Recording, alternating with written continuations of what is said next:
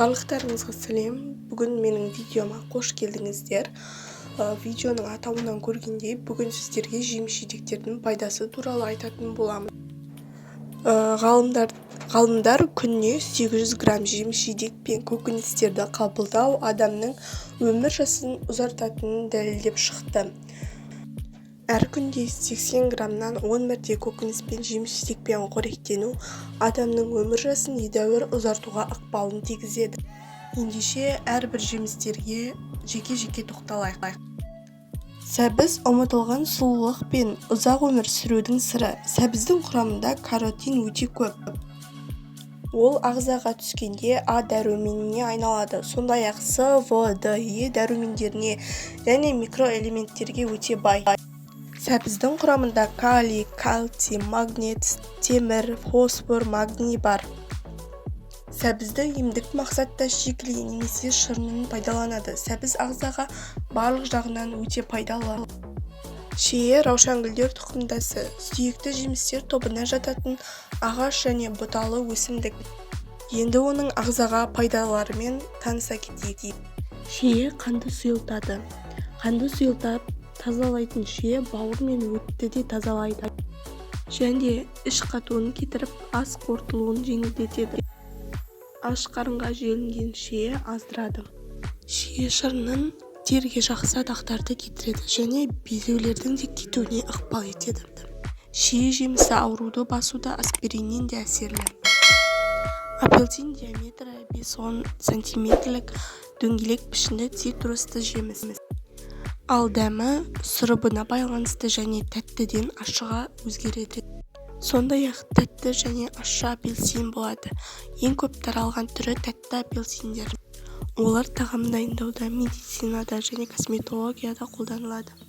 Ащы апельсиндер тәттілер мен ликерлерге дәм мен хош иіс береді. Асқабақ көпжылдық шөптесін қолдан өсірілетін өсімдік, уызсыз дәмді жем. Құрамында 18% құрғақ заттар және 10% сахароза, аскорбин қышқылы, каротин, тиамин, рибофлавин, дәнінде 40% май бар. Жүгерінің құрамы моно және дисахидтерге, қанықпаған май қышқылдарына және су крахмалына өте бай. Сондай-ақ оның құрамында В9, Е, В1, В2, В5, С дәрумендері және неоцион холин бар. Бұл өнім құрамындағы темірдің көптігінен чемпион. Ғалымдардың зерттеулерінің нәтижесінде жүгерінің жоғары тағамдық және биологиялық белсенділігі дәлелденген. Егер сіз осы өнімді күнделікті рационыңызға қоссаңыз, ағзаңызда зат алмасу процесі айтарлықтай жақсарады. Абрикос нәзік дәмі бар хош иісті жемістердің 200 граммы. Ол біздің көзіміздің жақсы көруіне, теріні тазартуға өте пайдасы көп. Мамандар абрикосты жүрек қан тамыры аурулары мен бүйрегі ауыратын адамдарға күнделікті жеп отыру керектігін айтады. Абрикос аз калориялы және пайдалы витаминдерге бай жеміс. Киви бұл тек дәмді ғана емес, сонымен қатар денсаулығымызға керек нағыз пайдалы жеміс.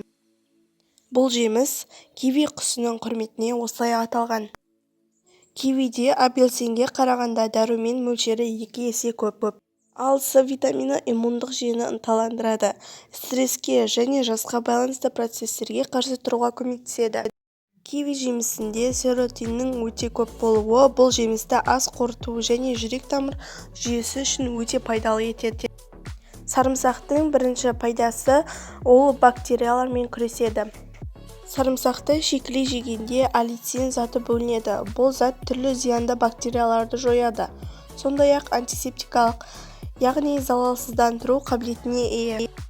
Қан тамырларының қызметін реттейді. Сарымсақтың құрамындағы аллицин жүрек қан тамырлары жүйесінің қызметін реттейді. Күніне сарымсақтың бір бөлігін жесе, қан тамырларын нығайтып, қан айналымын жақсартады. Сәйкесінше қанның ұюын болдырмай, жүрек талмасының алдын алады. Қандағы қант мөлшерін төмендетеді. Қант диабетімен ауыратындар күнделікті сарымсақ жегені жөн. Сарымсақты жеу арқылы артық салмақтан айырылып қана қоймай, сол қалыпты ұзаққа дейін сақтауға мүмкіндік бар.